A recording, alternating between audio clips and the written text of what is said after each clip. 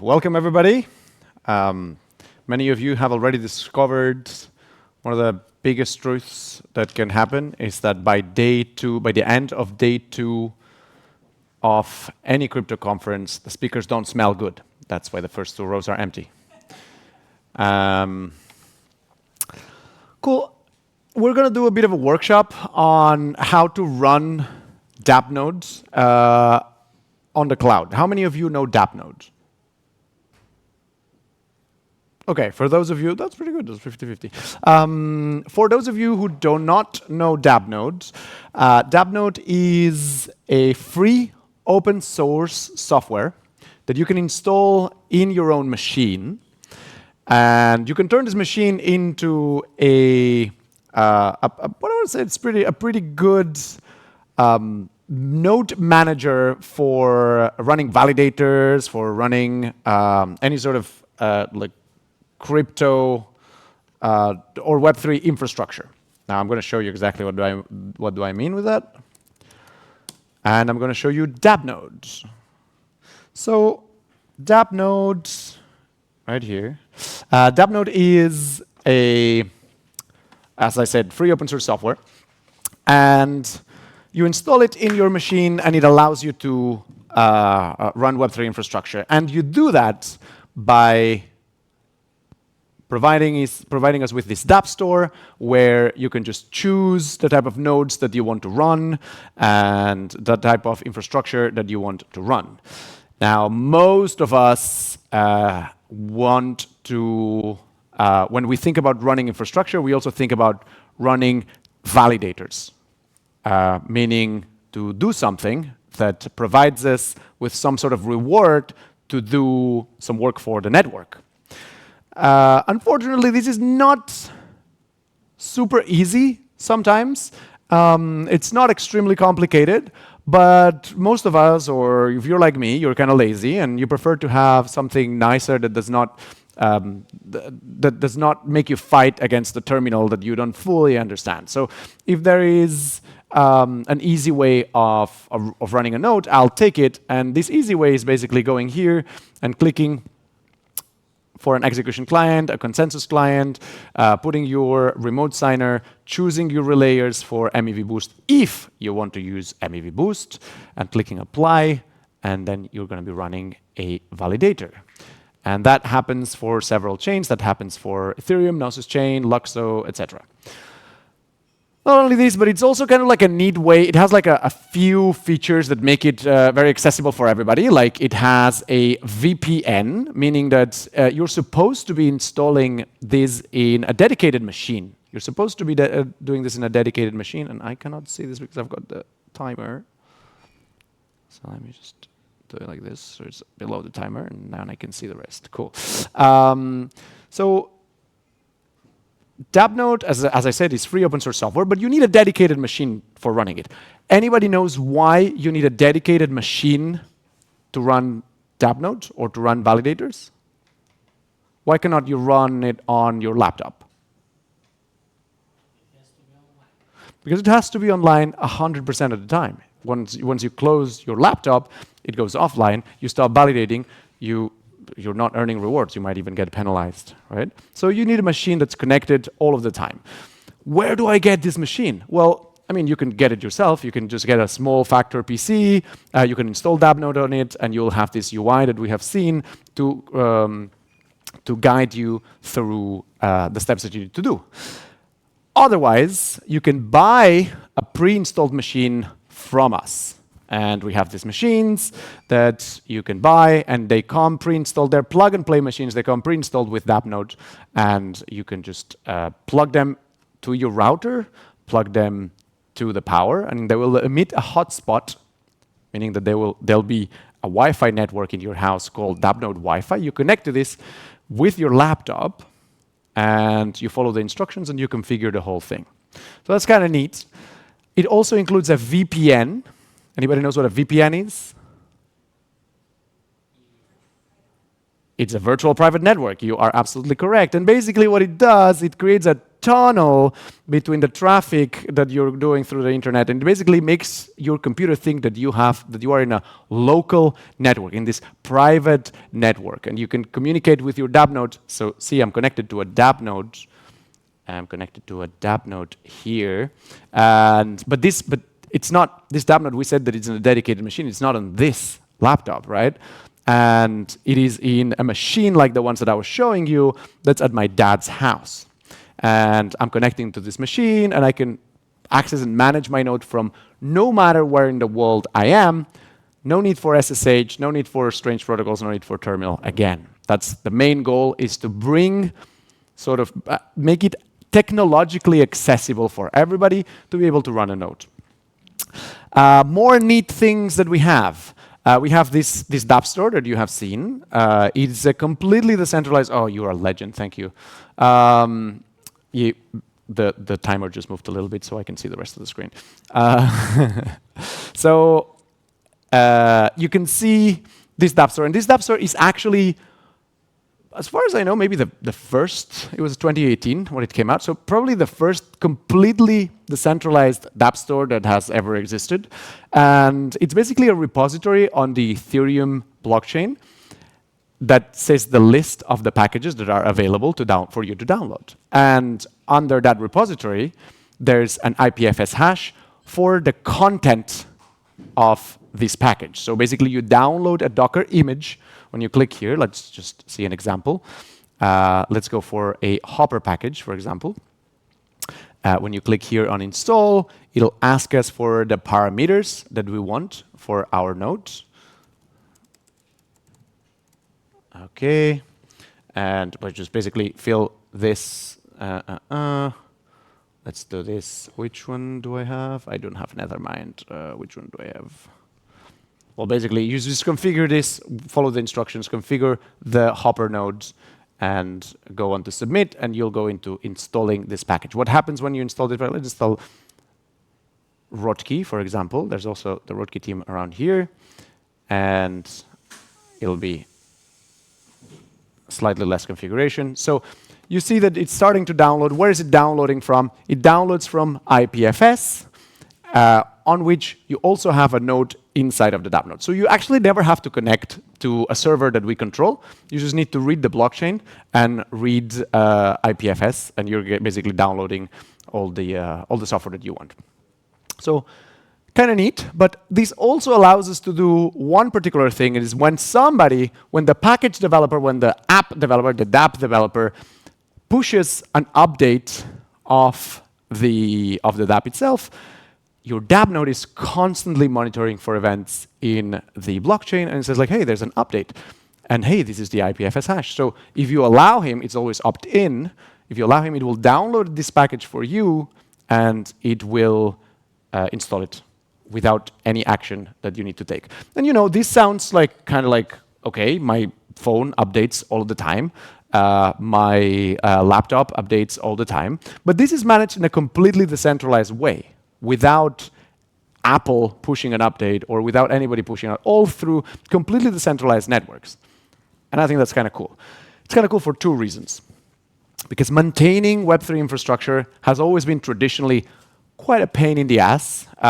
It's an industry that moves very, very fast. You're constantly updating new versions. You're doing there's breaking changes. You're pushing hot fixes, et cetera, et cetera. It's kind of hard. And if you're a network, I'm not talking from the point of view of the user right now. If you're a network and you fucked up something on your last release, and you've discovered that there's a gigantic disaster waiting to happen, you can just push a new update. And it's almost like a decentralized DevOps mechanism where most people that are using Dappnodes, they will automatically upgrade to the new version, the new fixed version, without you having to chase every single node operator like, hey, you have to upgrade, we have like a protocol problem, etc. So it's kind of neat. For the user, I don't have to say it, it's amazing. I don't even have to go to my Dappnode and just boom, I'm always in the last version. Like, oh, there's a hard fork, everybody update your nodes.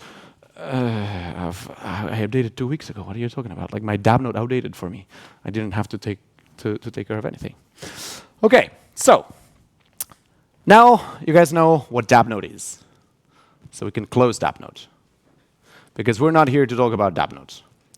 We're here to talk about these little babies, these little machines, and how we don't need them anymore. No, I'm joking. We need them. Why do we need them? Why is it important that people run software, not these particular machines, but that you run this in your home?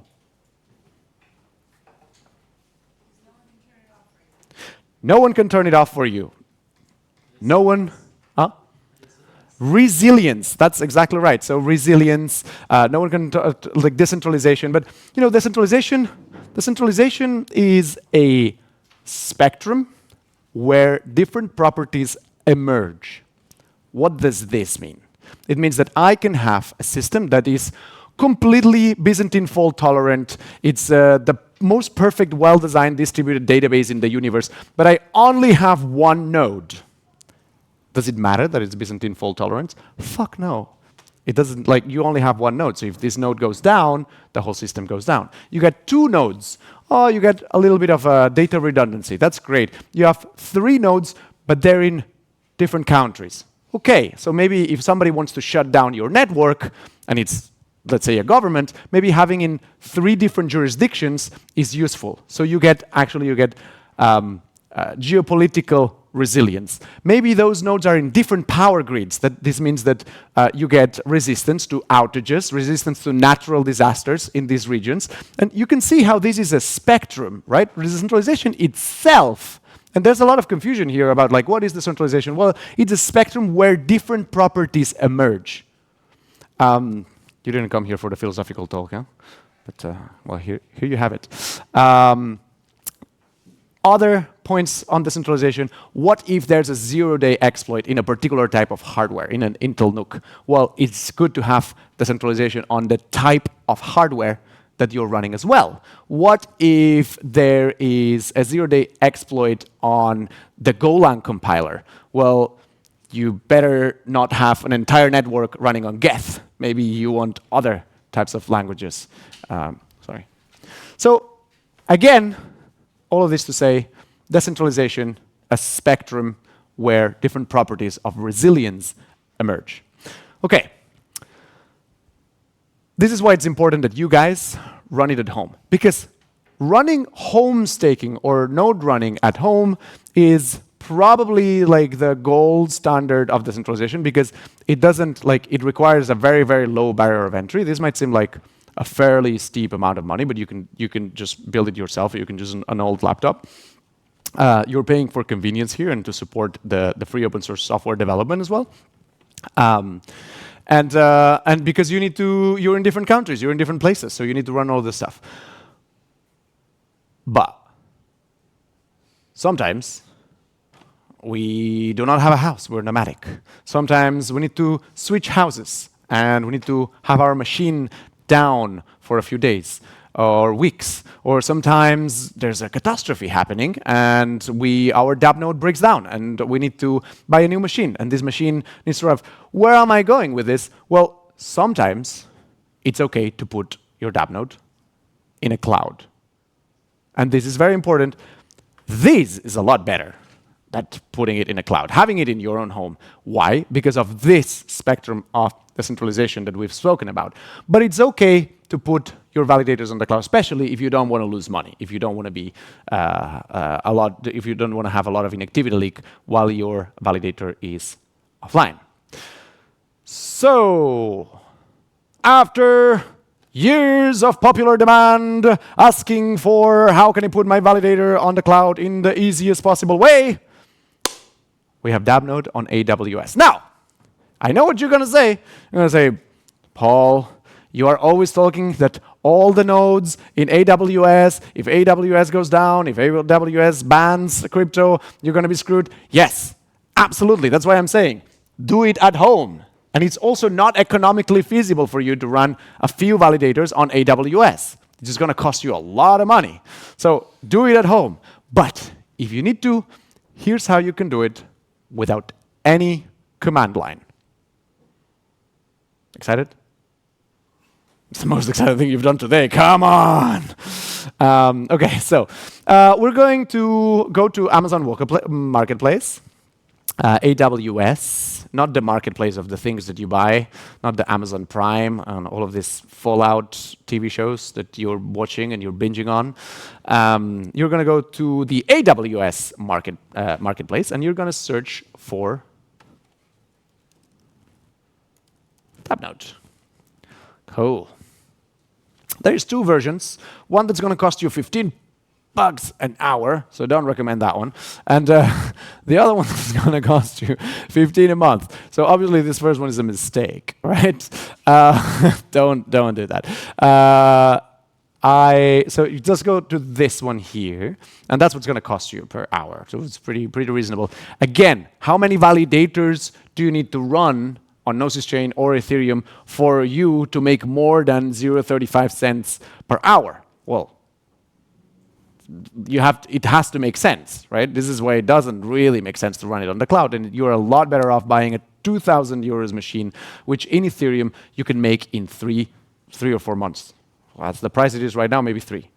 But you break even a lot faster than this, okay? So, continue to subscribe, easy peasy.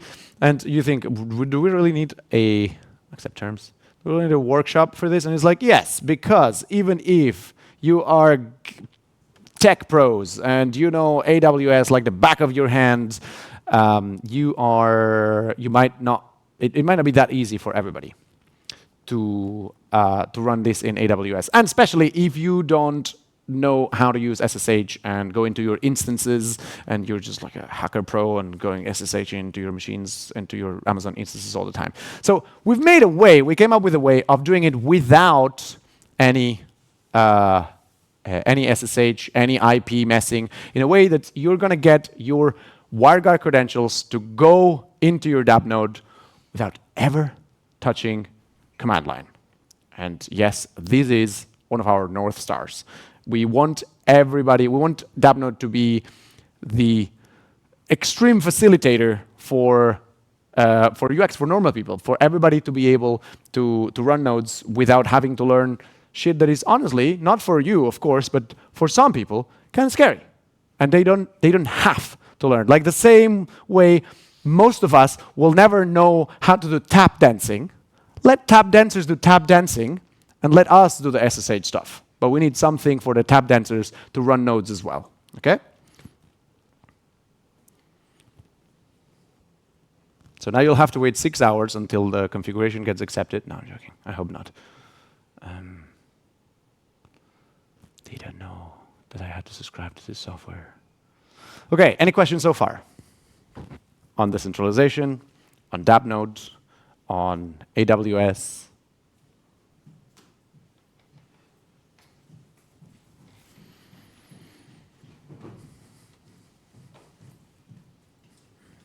So how does this, once you deploy this, how does it actually work? Is it only one virtual machine, or does it also include firewall services or whatnot from AWS to close it down even further?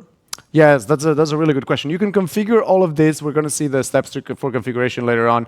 It's basically Elastic Cloud, and there's a few things that you can do. You can encrypt the disk, you cannot, you can add extra services. By default, none of this is configurable from the AMI side.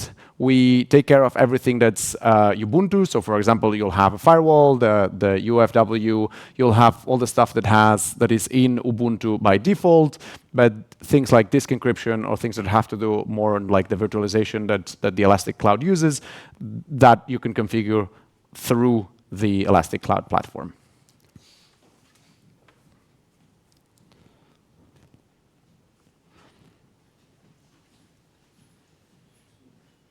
Yay! Okay, so we can continue the configuration, and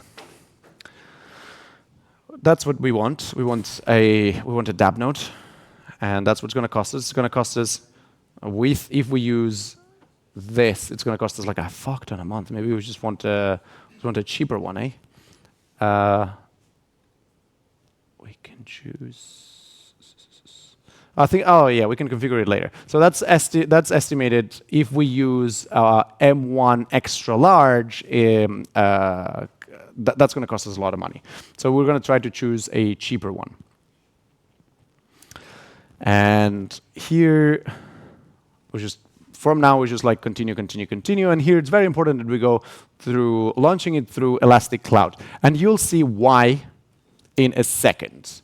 We will need to input some user data in these fields, so we don't have to do the SSH stuff. Like if we do it through the website, it would start the instance, it'll give us an IP, and then we will have to SSH into it, and Dappnode will be pre-installed in that one. But that's, I mean, you can do that anytime. You can probably do that on Hetzner, on a VPS that you buy, or like a bare metal Hetzner robot has like fairly okay machines for 50 euros a month, more or less. And if you know how to install Dappnode on it, you can install it with the script.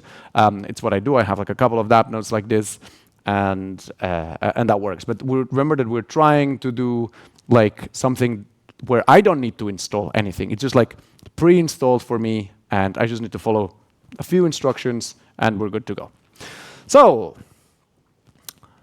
name, test, Dappnode. There's a good use case for a Dappnode, for example, for a Dappnode in the cloud. The main one would be, let's get a cheaper one. The main would be, hey, I'm running 64 Gnosis chain validators, and my Dappnode broke down. I ordered a new NVMe disk, but it will take 4 to 5 days to come. I don't want to be down during these days. I can spin up something like this, and I can have my Dappnode over there, keep validating, and then go back, change the key stores again, and put them back in my actual physical hardware. So let's just go run around this. Let's go the T2 extra large, for example. Hey. Well, fuck it. It's M1 extra large it is. So if you want to log in by SSH, you'll need to configure your key pair. This is what we're going to skip. I'm going to put it so I can show you what's happening in the back end. We're going to enter through SSH. I'm going to show you what's happening in the background. But a normal user wouldn't necessarily have to do that, create a key pair that they have on AWS, etc. So they'll just scroll down. Storage will put 30 because that's the free one. There we go. So does it fit a Gnosis chain node in 30 gigabytes? No, it doesn't. So you'll need to add a volume if you want to run more stuff. But for now, we're just testing here. So a very good use case for this as well, where you need a small disk, is if you use DVT, for example. If you want to distribute your validators using DVT technology, because you can install Dappnode in here, and you actually don't need to run a full node, a full Gnosis chain or a full Ethereum node, and you can just have a very lightweight OBOL instance or SSV instance and connect this OBOL instance with the main node or the other nodes that are physically running on a DVT setup. So let's say that you're running in a cluster and you don't want to be the laggard of that cluster. So just do this while your machine is getting back into place, connect to somebody else's full node, and you're good to go. Again, advanced details, and we're going to scroll all the way down. And here, in this field, we need to put two things. Remember, the objective of all of this, what it is? To never have to use command line. So what are we going to do to get the credentials to get into our Dappnode without command line? We're going to use Telegram. The main thing for us was to keep privacy for the user. We don't want to know anything. And we definitely do not want to create these WireGuard credentials for you and give them to you, because then we would have access to these credentials, and we would have access to your Dappnode. And if you put any private keys in there, we would have access to this private key. So no, we don't want that. And that's why you'll need to create a channel with a bot in Telegram. So anybody knows how to create a bot in Telegram? It is a lot easier than you think. there's a bot in Telegram called botfather. And you just need to say new bot. All right, how do we call it? And we're gonna call it Dappnode WireGuard test. And then it's going to tell me, oh, you give the user username, and it's going to be Dappnode WireGuard test bot. Boom. Oh. It's already taken. I wanted to avoid doing it that long, but hey, here we are. Do not tell me this is taken. Oh, here we are. Okay, cool. So now we're going to give our AWS instance, or our script that we're going to be running in our own AWS instance, we're going to give them this token so they can post messages into a Telegram chat with ourselves. So we're just going to copy this. I'm just going to keep it safe somewhere. Okay. And then we also need our Telegram ID. You can get your Telegram ID by messaging a few bots that have this. One is raw_data_bot. You message this with /start, and it'll give you your user ID. So if this is a lot of steps, don't worry. There's going to be instructions for you to follow later on. So I am not going to show my. I'm not going to show my Telegram user ID, so I'm just going to be. I want you guys spamming. So I'm going to be putting this on the other side. Here we are. And I'm going to go with comma separated.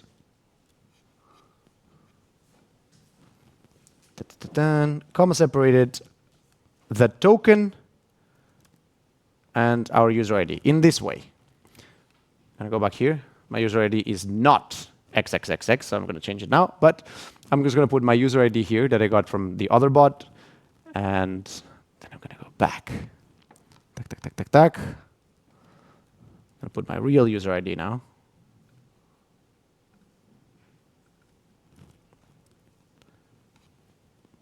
And comma separated, and then we're going to go launch instance. It's just a button over there, and we're launching the instance. Cool. Now, instance initiated. Remember that we actually did put the SSH, so we're going to try to SSH into this place. Click on the instance. This is my public IP.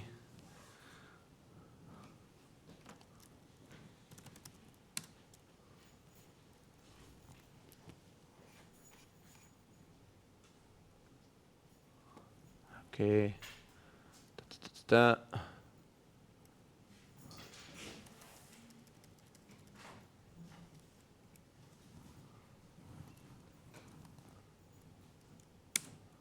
And boom, I'm here. So now let's see if Dappnode has started. This is something that the user will, so put a parenthesis here. You as a user doesn't need to do that because the whole point is that you don't need to enter through SSH. I just want to show you that Dappnode is starting on this instance, and slowly we're going to be upping up the containers. And when the WireGuard container has been up for a couple of minutes, then we can message the bot. So.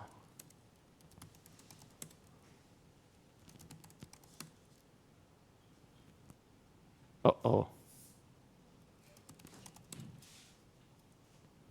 There's no containers. Well, that sucks.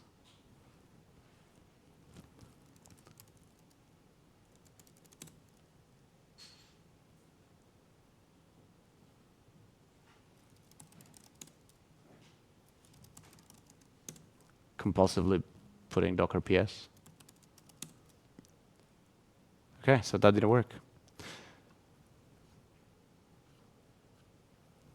I do not know why.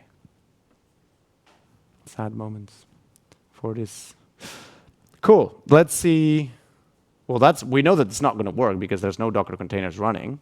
But what we would do is we'd go to botfather, and we would go to the bot that we have created, which is Dappnode WireGuard test.bot. No messages here. We would start this. And we just write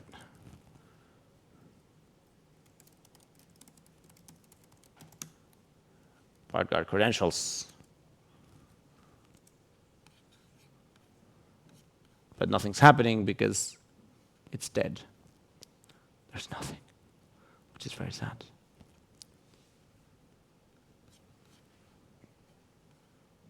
And what we could do right now is we could do the same thing with the AMI that costs $15 an hour. The obvious mistake, because that's the one that I used yesterday and it was working. So there's going to be a problem with this AMI. That's what happens when you do things the day before and it didn't work. So I think you guys get the idea. But if you want, we can do it with the other one. But basically, what would you need to do is it would give you WireGuard credentials that would be like that. They would give you WireGuard credentials that would be like this. We can connect here. It would be the exact same would be happening that if you go to VPN right here, and you go to WireGuard, and you add a device. Oh, you need to add a name, and it would be failed test. And then we would add a device. These are all the people that have access to my Dappnode. That's a fuck ton of people. Then adding failed test, no worries. That's the second failed test that we add today. And it will create WireGuard credentials. I mean, we can use this ones already that are already created. It takes a while because it needs to create private keys, and cryptography takes a bit. Goodness gracious.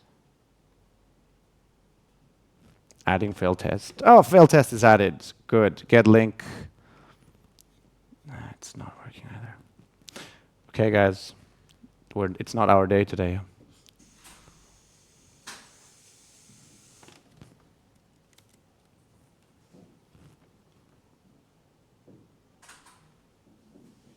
Pero bueno.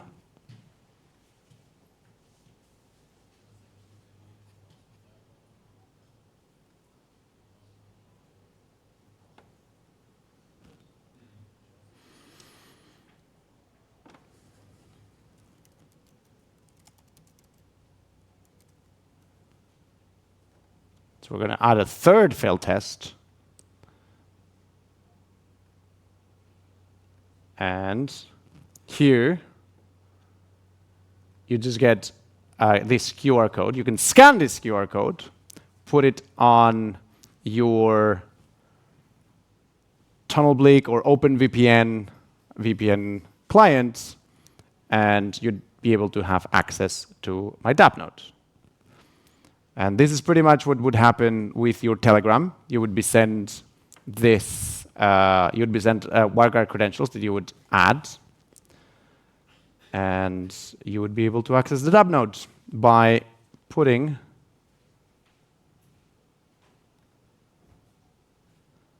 these credentials into your client. Let's give it a last try, see if any Docker containers have started. Hey.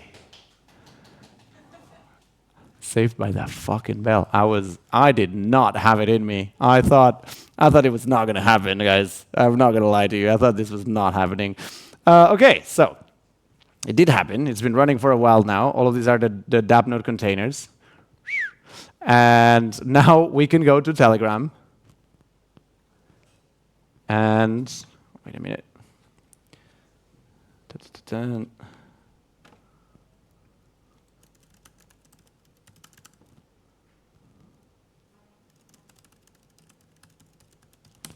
Okay.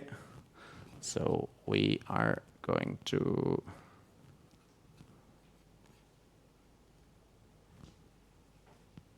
I know at this point you already believe me, but that it's going to work. But I just want to show it to you. Because you believe me it's going to work, right? You do, right?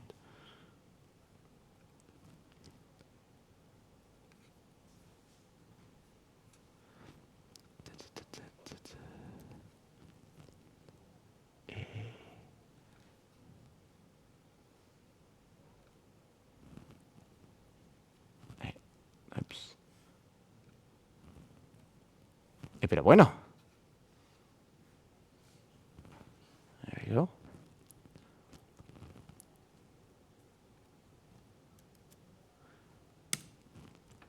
Get WireGuard credentials. And here we are. Those are the WireGuard credentials for this Dappnode instance that we have set in AWS. So, what do we do now? We go to our WireGuard client, go to Manage Tunnels. We add these WireGuard credentials in here.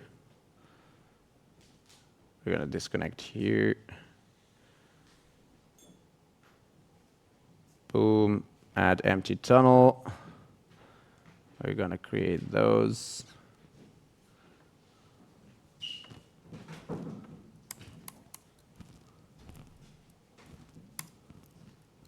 Boom. Oh, I don't see. Yeah, here we go.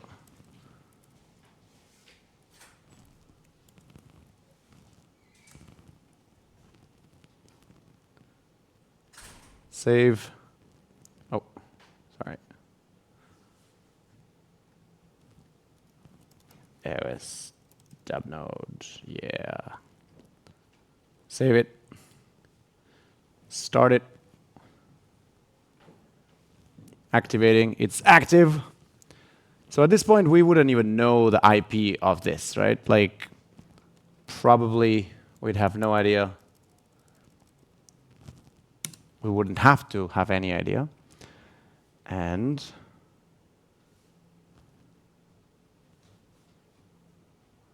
but we should be able to connect to our Dappnode. Now, it took so long to start the Docker PS that I don't know how this is going to take. Oh, goodness gracious. And everything that can go wrong will go wrong on a live demo. So, guys, here's the trick. Whenever you have to do a live demo, just record a video. Will you? And explain, just explain the video. Just pretend that you're typing, but in reality you're just pausing the video and putting it back again.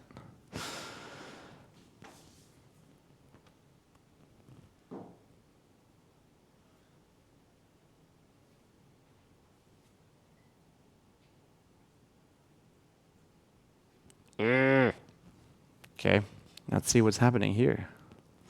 Okay.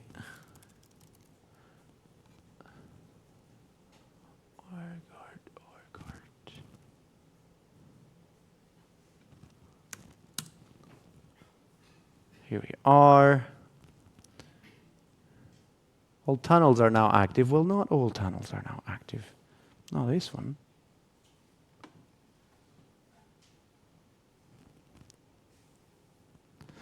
And voila, that's it.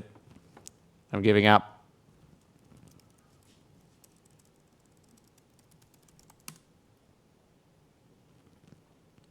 So, in theory, Dappnode is running here.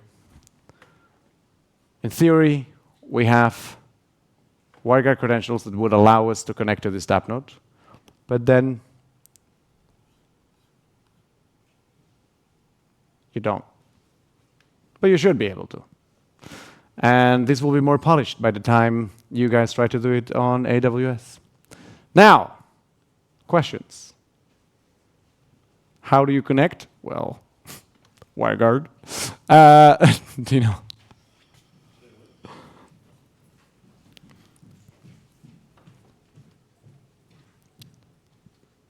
Pretty cool demo. first of all, except for the last part. Thanks. Have you considered using something other than Telegram for delivering the supposedly private credentials? Oh, like what? Some other messenger, Oh, Matrix, whatever. it really does not matter. I think the main idea is that you need to give the instance something to send you a message without Dappnode or us intermediating. We used Telegram because you can give him the API of a bot, and then it can talk through the voice of that bot. And that means that the Dappnode team does never know the WireGuard credentials, and we can never access your Dappnode. This was the main thing, that we don't create these WireGuard credentials for you, so we can never access this. It could be done by Matrix in a very similar way. You just give him you spin up a Matrix instance in the Dappnode itself, and then you send a message to your username from the Dappnode itself. It could be done this way. Maybe it will be done this way when we add more options, but as you can see, it's fucking half-baked. So, there's a lot of room for improvement there, including different ways of adding. Okay, second question. Have you ever considered adding something like a premium or supporter monthly recurring fee? Not sure how you would attach or what features you would attach to that, but is that something you have ever considered? Is that out of the picture for Yes, yes, absolutely. I think there is something on the way. There is so we have a free tier of what we call the ethical metrics, and ethical metrics is basically when we, as you have seen, as sort of like one of our design principles is to really preserve the privacy of the users and never exploit their data. And we are very wary of not even having access to data for our users. So this ethical metrics thing, it basically allows us to be able to tell you that your Dappnode is down without us even knowing where your Dappnode is. And how do we do that? We basically spin up a Tor hidden service in your Dappnode, and we send this metric, we send these pings of liveness through the Tor network. So our server can receive these pings of liveness, like, okay, Dappnode identified as a random string of numbers is online, good. And if we don't receive these pings, we can send you an email or a Telegram message to the email that you have attached in the message and say, hey, when you registered this, and say, hey, your Dappnode is down. And we did this because when we created Dappnode, we had self-sovereignty as like one of our main things in privacy. And people were like, oh, but how do I know if my Dappnode is down? And we didn't have any solution for them, because when your Dappnode is down, your Dappnode cannot tell you that it's down because it's down. So we figure out this way. And we capture several metrics there. We could capture metrics on like your performance, the performance of your validators, the performance of your validators considering the bandwidth that you have. So once you start giving metrics for this, maybe a premium service is not only alerts for when your Dappnode is down, but also maybe like a monthly tip about how to improve your performance on attestations, on validations, maybe even include insurance. We've been talking with a few insurance companies that insure against like slashing and inactivity leak and all this stuff. So maybe Dappnode Premium would include some sort of insurance for this. So maybe like Rodkey, for example, who has Rodkey Premium as well, make some features, paid features. It has even the dark mode as a premium feature, where the dark mode will be free and always. Mark my words, friends. Dark mode on Dappnode will be free and always free for all the Dappnode users. I don't think it's that important of a feature, but people get really upset about dark mode. So yeah, so a lot of these features, a lot of this stuff, especially what I think is most important for a Dappnode Premium is a premium line of support. So Dappnode is free open source software. And a lot of people use Dappnode, and we don't know because we don't capture any telemetry. And our Discord has a lot of support. And sometimes our devs are kind of busy, and maybe they cannot answer immediately. So a Dappnode Premium sort of thing would give you a more direct line to faster support.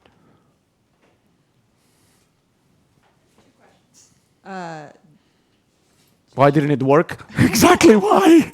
Why? Sorry. Have you done the math for how many validators this makes sense for? It doesn't make sense. So it's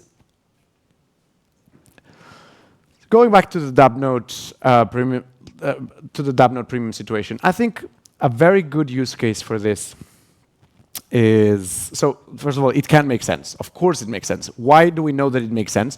Because AWS is where most of Ethereum's validators run. But you're not running one, you're running thousands of validators, okay? But infrastructure costs are high. But let me tell you when it makes sense. In the case of a Dappnode Premium, we would have an authenticated node, the full node, that you can connect your validator, and you would only need to run your Web3 signer on this cloud server that you completely control, and we give you access to this full node, and you only connect the Web3 signer to the full node. So you have virtually very, very little. The time that we took to spin up this node, which hopefully it'll be a lot more, it'll be a lot faster, and with less problems. But that's how much time you would need to be down before you can just even try to figure out what happened to your main node. We'd just give you this, and you'd be able to run this. The costs don't like necessarily scale with the number of validators, right? So like once you have like 5 or 6 validators, it seems like it would make sense. It depends on the instance. So we've used instances that do not have big volumes. Volumes meaning the disk. If you need to run a full node yourself, AWS is very expensive. You're much better off going to Hetzner, going to OVH, going to even Contabo. Whenever you have you ever used Contabo? No, what's it? But you can. It's cheap. It's cheap as fuck. But I wouldn't put a validator there. You're much better off. And then it breaks sense as long as you get like more than, I think the cheapest one is 34 euros a month. So I haven't done the math. I don't know how many validators that is, but probably like 3, 4 or something like that. Okay. My second question, I have. Once you set this up on the cloud, like say I have 32 ETH right now, I want to set up Dappnode, but I'm not ready to set up the hardware. Can I set up the hardware and easily migrate it later? Oh yeah, absolutely. Yeah. The main thing here is that you always exits are enabled, so no problem. So you can exit your validators at any point. So if this is not for you, you just exit the validators, you're good to go. And if you decide that it is indeed for you, you just need to move the key stores from one setup to the other setup. And this flexibility for just moving key stores from one to the other, and the fact that these setups look exactly the same, the UI that you get served from your machine at home and the UI that you get served, or not, from the machine on the cloud, they're exactly the same. So you don't need to get used to different systems, et cetera, et cetera. So very transportable from one to another. Now, things to bear in mind, this is dangerous. Do not even think about backups. Do not think about backups. Do not. Why? Because if your Dappnode is down and you start a Dappnode on the cloud and you put your key stores over there, and your mom brooming touches the button of on and your Dappnode turns on again and the key stores are still there, you're going to be signing in 2 places. And that's a lot worse than being offline. That's a slashing condition. You're going to be forcefully exited from the validator set, and you're going to get slashed. Being offline, as Chuy said before, being offline does not get you slashed. It has inactivity leak, which is about, Nick's correct me if the numbers, but it's about half of what you would have earned. So if you earn 1 per attestation, you lose 0.5 per attestation, which means that if you are offline for 2 weeks, in 1 week, you're back where you started. So on the big scheme of life, doesn't really matter that much if to be offline a little bit. But if you get slashed, that matters a lot. You're going to lose a lot more ETH. So this is not a good setup for backups. You don't need backups as a solo staker.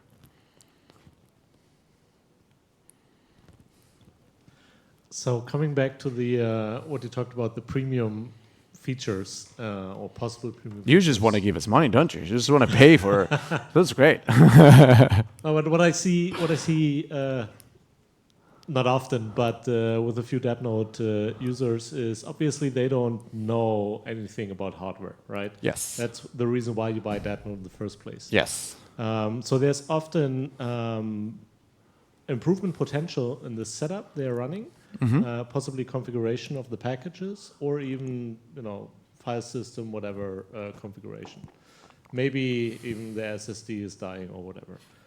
So all of that stuff is beyond their competence level. So I see this as a great opportunity because before things go south, you can actually already see that things are bad. Yeah.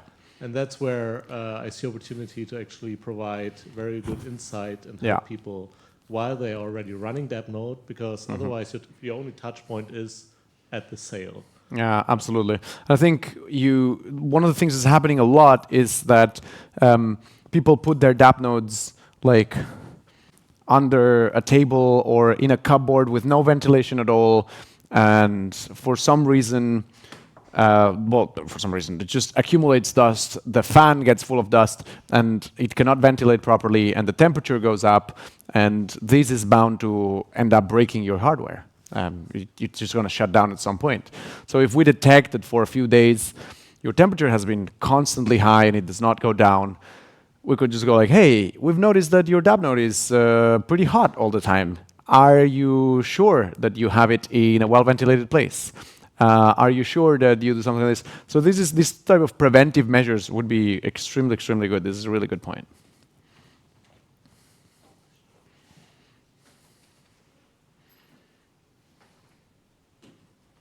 All right, it seems like we're good to go. Last minute questions? No? All good? Perfect. Well, guys, thank you very much for learning how to spin up a node on AWS and for taking the leap of faith that at some point you'll be able to, not that you have seen it happening.